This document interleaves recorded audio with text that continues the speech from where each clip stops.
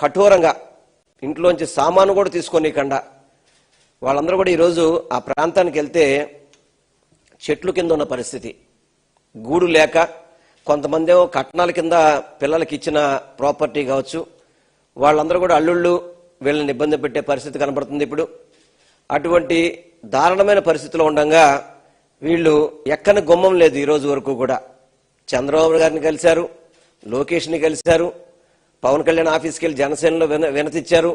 అదేవిధంగా local MP కావచ్చు, ఎమ్మెల్యేలు కావచ్చు, ఏ ఒక్కరూ కూడా ఇప్పటి వరకు వీళ్ళ గురించి స్పందించిన పరిస్థితి లేదు.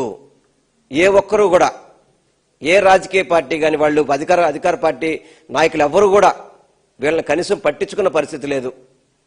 ఎందుకంటే స్థానికంగా ఎంపీ గారు మరి విజయవాడ ఉత్సవాలు చూడడానికైతే వాళ్ళకి ఖాళీ ఉంటుంది, కానీ ఇటువంటి పేదవారికి నిలువు నీడ లేకుండా వాళ్ళు ఇబ్బంది పడుతుంటే కనీసం అక్కడికి వెళ్ళి ఓదార్చడం కానీ, వీళ్ళందరూ కూడా స్థలాలు కొనుక్కున్నారు, రిజిస్ట్రేషన్ జరిగినాయి, దాదాపు సగం వరకు నివాసాలు ఉన్నారు, వాళ్ళందరికీ మున్సిపల్ ప్లాన్లు ఉన్నాయి, పన్నులు కట్టారు. అయినా కానీ వాళ్ళు నష్టపోతుంటే కనీసం ప్రభుత్వం నుంచి ఒక ఓదార్పు, ఈ విధంగా మీ కోర్టులో జడ్జిమెంట్ వచ్చింది కదా, పోనీ ఏ విధంగా మనం వీళ్ళకి న్యాయం చేయాలని చెప్పిన ఒక భావన కూడా లేపడం అనేది చాలా బాధాకరం. అందుకనే ఈరోజు అనేక సార్లు మేమందరం కూడా అక్కడికి వెళ్ళడం జరిగింది. మా పార్టీ తరఫున మా పార్టీ అధ్యక్షులు మా అవినాష్ గారు కావచ్చు, మిగతా మా మల్లాది విష్ణు గారు కావచ్చు, నిన్న కార్పొరేషన్లో కూడా వీళ్ళకి జరిగిన అన్యాయం కోసం నిలదీస్తే టీడీపీ వాళ్ళు మా కార్పొరేట్ల మీద తిరగబడే పరిస్థితి నన్ను చూసాం. మనం ఎందుకు పేదవారంటే ఎంత కక్ష ఎందుకు వాళ్ళకి అర్థం కాని పరిస్థితి. ఇంకెవరు కూడా గత్యంతరంలాగా ఈరోజు జగన్మోహన్ రెడ్డి గారి దగ్గరికి వీరందరూ కోరిక మేరకు వరకు ఆయన్ని తీసుకురావడం జరిగింది. చాలా బాధపడ్డారు జగన్మోహన్ రెడ్డి గారు. కనీసం ఈ కూటమి ప్రభుత్వం వచ్చాక ఇల్లు కట్టించే పరిస్థితి లేదు, ఉన్న ఇళ్లను కూల్చేస్తాం అనేది చాలా బాధాకరం అని చెప్పి ఆయన వారు ఆవేదన వ్యక్తం చేయడం, తప్పకుండా వారికి కావలసిన న్యాయం సపోర్ట్ అడిగారు వాళ్ళు. తప్పకుండా వైఎస్ఆర్ కాంగ్రెస్ పార్టీ తరఫున మీకు సపోర్ట్ చేస్తాము, ఏ విధంగా మీకు సహాయం చేయగలుగుతాం ఆ విధంగా అన్ని విధాలా కూడా మీకు మద్దతుగా ఉంటామని చెప్పి ఈరోజు జగన్మోహన్ రెడ్డి గారు చెప్పడం కూడా జరిగింది. ఎంతమంది పేదవారు, ఒక చర్చి ఉంది, నిర్దాక్షిణంగా కూల్చేశారు ఇళ్ళు, ఆ ఇంట్లో ఆడవాళ్ళను కూడా బలవంతంగా లాగేసి బయటికి లాగి కూల్చేశారు. అది మళ్ళీ కట్టాలంటే కట్టగలుగుతారా? వాళ్ళకి బ్యాంకు లోన్స్ ఉన్నాయి. ఇవన్నీ కూడా చాలా బాధాకర విషయం. కాబట్టి వీళ్ళు ఈరోజు జగన్మోహన్ రెడ్డి గారిని కలవడం జరిగింది. వాళ్ళ యొక్క ఆవేదన, వాళ్ళ యొక్క బాధ అంతా వాళ్ళ ద్వారానే మీరు వినాలని చెప్పని, తప్పకుండా జగన్మోహన్ రెడ్డి గారు తప్పకుండా వీరికి అన్ని విధాలా అండగా ఉంటామని చెప్పడం మాకు సంతోషంగా ఉంది. వారికి మేము ప్రత్యేకంగా అభినందనలు తెలియపరుచుకుంటున్నాం. నమస్తే సార్, మా భవానీపురం జోజీనగర్ అండి. పోయిన బుధవారం డిసెంబర్ 3వ తారీఖున మా ఇళ్ళన్ని ఎర్లీ మార్నింగే వచ్చేసి చర్చిలో ప్రేయర్ జరుగుతుంది సార్. అందరం ఉన్నాము, ఇక ఫొటోస్ కూడా మేము చర్చిలో ఉన్నాము. ప్రేయర్ జరుగుతుంటేనే లోన బయట పెట్టగోడ కాంపౌండ్ వాళ్ళు కూల్చేశారు సార్. అది కూల్చేసిన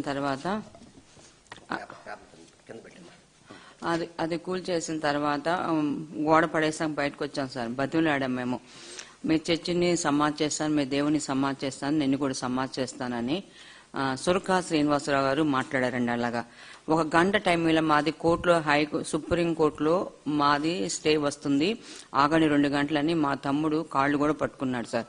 కాళ్ళు పట్టుకున్న భయంకరమైన బూతులు మాట్లాడి వాళ్ళు సిగరెట్లు తాగి ఆ సిగరెట్ల పొగ మా మీద మా మొహాల్లో వదిలి మేము 16 మంది లాయర్లు కూర్చొని ఇలా రాసాము, ఎవ్వరు ఏం చేయలేరు, దీన్ని నీ దిక్కున్నోడికి చెప్పుకో అని ఇంకా బూతులు మాట్లాడారు సార్. వాళ్ళు మాకు న్యాయం జరగాలని అధికారంలో ఉన్న నాయకుల దగ్గర కూడా వెళ్ళాం సార్. వాళ్ళు ఎవరు మమ్మల్ని స్పందించలేదు. మరి ఈ దినమున మేము జగన్మోహన్ రెడ్డి గారి దగ్గరికి వచ్చాం సార్. మాకు న్యాయం జరిగించండి సార్, మా పరిస్థితి ఇది, మేము పేదవాళ్ళం, మా ఇల్లు మా చర్చ్ అండి, 25 సంవత్సరాల కష్టార్జితం అండి. చిన్న కొట్టు పెట్టుకుని ఎవ్వరినైనా ఎంక్వైరీ చేయొచ్చు మీరు, నేను ఎంత కష్టపడ్డాను ఏంటో అనేది మన భవానీపురంలో హెచ్బి కాలనీ మొత్తానికి నేను తెలుసు సార్. మా హస్బెండ్ చనిపోతే చిన్న పిల్లల్ని పెట్టుకొని కష్టపడి 25 సంవత్సరాల కష్టార్జితం సార్. ఆ ఇల్లు వచ్చేసి ఈరోజు ఉండడానికి ఇల్లు లేదు. ఇది క్రిస్మస్ ఆరాధన చేసుకుంటే చర్చి లేదు సార్. మాకు ఏమని అడిగితే ఎవరు మాకు ఏమి న్యాయం చేయలేదు సార్. న్యాయం జరగాలని వేడుకుంటున్నాం సార్. మాకు ఎక్కడి నుంచి వస్తుంది సార్? మేము ఎన్ని రోజులు కష్టపడి కొనుక్కుని మీరు అదేంటంటే మీరే చౌకగా వచ్చిందని కొనుక్కున్నారు. తర్వాత ఏమన్నారంటే ఆయన లాయర్ గారు ప్రెస్ మీట్ పెట్టి అది మేము చెప్తే కొనుక్కున్నారు. ఇప్పుడు చెప్తే అది పోతుందని చెప్తే మేము ఎందుకు కొనుక్కుంటాం సార్? అది ఇప్పుడు మరి మా దగ్గర అది అన్ని రిజిస్ట్రేషన్ తీసుకున్నారు, కరెంట్ బిల్లులు కట్టించుకున్నారు, తర్వాత పన్ను కట్టించుకుంటున్నారు, మరి అన్ని కట్టించుకున్నారు కదా సార్. మరి అన్ని కట్టించుకున్నప్పటికీ మరి ఇలా ఎందుకు జరిగింది? మరి ఆయన నాకు చెప్పడం ఎందుకండి? రిజిస్ట్రేషన్ ఆపేయొచ్చు కదా, మాకు ప్లాన్ ఇవ్వకుండా ఆపేయొచ్చు కదా. స్టే వచ్చినా కూల్చేశారు సార్. 3 అంతస్తుల బిల్డింగ్ ఒకటి, ఒక ఇల్లు ఒకటి స్టే వచ్చిందని చెప్పిన తర్వాత మేము చూపించినప్పటికీ కూడా 4 పెట్టేసేసి కూల్చేశారు సార్. ఎందుకు సార్ ఇలా చేస్తున్నారని పోలీసులు సహాయం కోరుకుంటే పోలీసులు అన్నారు వాళ్ళని వెళ్ళి అడగండి. మీరు రక్షించే వాళ్ళే మీరే మౌనంగా ఉంటే వాళ్ళు ఏం చేస్తారు సార్ అని 42 ప్లాట్లు కూలవటానికి 200 మంది పోలీసులు, రబడీలు, 100 మంది లాయర్లు అవసరమా? మేము ఎక్కడున్నాం సార్? మేము సమాజంలో ఉన్నామా, అడవిలో ఉన్నామా? ట్రైబల్స్కే బాగుంది కదా సార్. అక్కడ అడవిలో నాగరికత తెలియని వాళ్ళే బాగున్నారు. మరి నాగరికత ఇంత మేము నడి ఒడ్డున ఉన్నాం కదా సార్ విజయవాడలో. ఇంత ఘోరం జరుగుతుంటే ఎవ్వరూ మాకు సహాయం చేయడానికి ఒక్కరన్నా రాలేదు. మేము రోడ్ల మీద ఉన్నాం సార్. మాకు ఇప్పుడు న్యాయం జరగాలి సార్. మా పిల్లలు మేము ఏమైపోవాలి, మేము ఎక్కడికి వెళ్ళాలి సార్? మా ఆస్తుల మీద మాకు హక్కు లేకుండా వాళ్ళు మరి కోర్టులు మరి వాళ్ళకి ఎలా రిజిస్ట్రేషన్ చేస్తుందో, ఏం జరుగుతుందో అన్యాయమే విస్తరిస్తుంది కానీ న్యాయం ఎక్కడా కూడా జరగట్లేదు సార్. మాకు న్యాయం జరగాలని మేము నిజంగా మేము ఎక్కుతున్న మెట్లు, దిగుతున్న మెట్లు, మేము ఎక్కడున్నాం కూడా ఎవరికి తెలియకుండా ఇంతవరకు బ్రతికాం సార్. ఈ రోజు మమ్మల్ని రోడ్డు పాలు చేసేసారు. రోడ్ల మీదకి వచ్చి మాకు న్యాయం కావాలని వేడుకుంటున్నాం సార్. ఎవరు స్పందించట్లేదు. జగనన్న గారి దగ్గరికి వస్తే నేను తప్పకుండా చేస్తానమ్మా, నేను నెక్స్ట్ వీక్ వస్తానని ఆయన హక్కులే హామీ ఇచ్చారు సార్. ఎవరు మాకు హామీ కూడా ఇవ్వలేదు సార్. చేస్తామని చెప్పి మాకు న్యాయం జరగాలి సార్.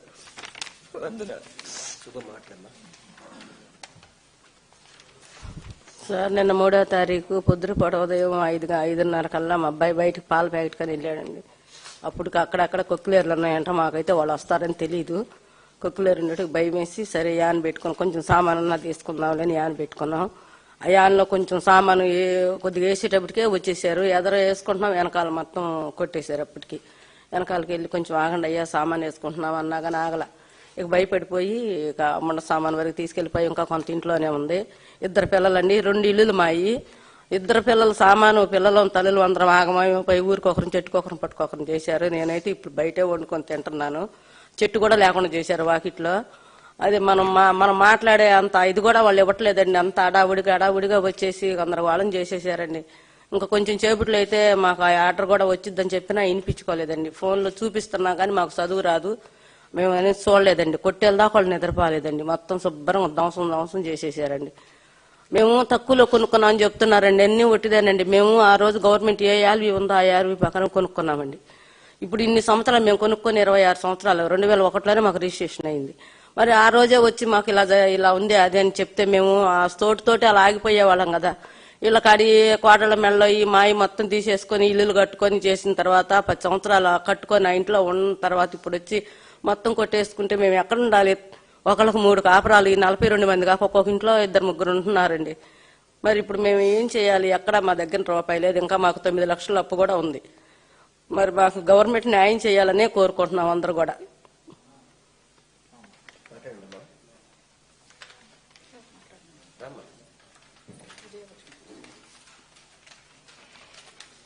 అందరికీ నమస్కారం అండి. డిసెంబర్ 3వ తారీఖు ఈ విధ్వంసం జరిగింది. శ్రీ లక్ష్మీ రామ కోఆపరేటివ్ సొసైటీ వాళ్ళు ఈ విధ్వంసం చేశారు. 42 కుటుంబాలు ఉన్న పళంగా రోడ్డును పడిపోయామండి. కట్టు బట్టలతో ఉన్నామండి. స్టిల్ ఇప్పటికీ కూడా ఇంకా అక్కడే ఆ శిథిలాల మీదే ఉన్నాము. కానీ ప్రభుత్వం వాళ్ళు ఎవ్వరూ కూడాను మమ్మల్ని కనీసం చూడటానికి కూడా రాలేదు.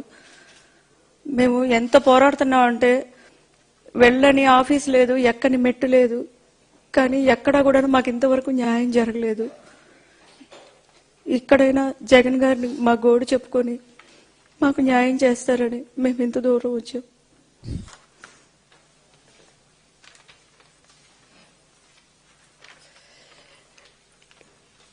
నమస్తే, నా పేరు లలిత కుమారి.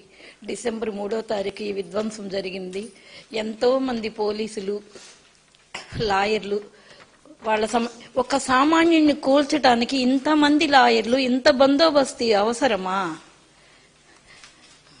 అదే ఆ ప్లేస్ లో ఎవరైనా గవర్నమెంట్ వాళ్ళు, రాజకీయ నాయకులు ఉంటే ఇంతవరకు తీసుకురారు కదా. మేము సామాన్యులము, ఏమీ చేయలేము. మాకు అండలేదు, ఏమీ లేదని వాళ్ళు ఈ విధ్వంసానికి తలపడి రామా కోఆపరేటివ్ సార్ అదే 1981లో మాది అని అంటున్నారు. రిజిస్టర్ ఆఫీసులో ఒక కాగితం వేసి మా అందరినీ సేవ్ చేయొచ్చు, ఇంతమంది 42 మంది రోడ్డు మీద పడేవాళ్ళం కాదు కదా. ఈ రోజున ఇలా చెట్ల కింద పుట్ల కింద ఎవరికి వాళ్ళు తెలియని అయోమయ స్థితిలో అక్కడ కూర్చొని మేము ఉంటున్నాము.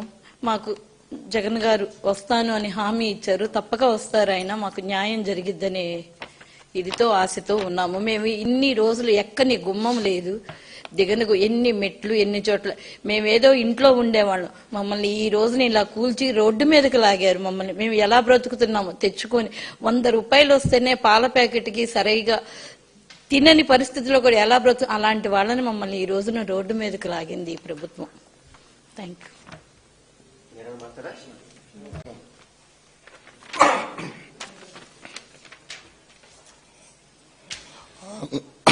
ఈరోజు మేము వెల్లంపల్లి శ్రీని గారి ద్వారా జగనన్నను కలవటం జరిగింది. జగనన్న కూడా మా బాధ విని ఆయన చాలా బాధపడ్డారు.